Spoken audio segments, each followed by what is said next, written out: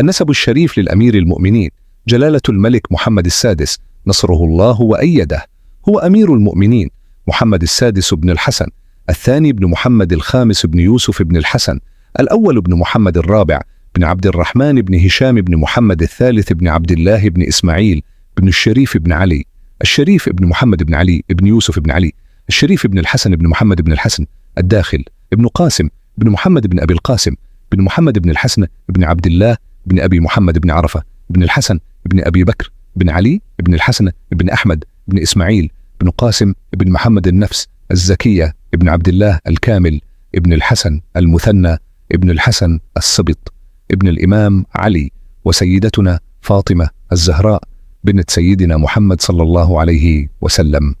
اللهم يا أرحم الراحمين يا عالم القلوب والعقول، احفظ محمد بن الحسن من كل شر أثيم، احفظه من الفاسدين الذين حوله ينافقون، واجعل فسادهم بردا وسلاما على وطننا المجيد.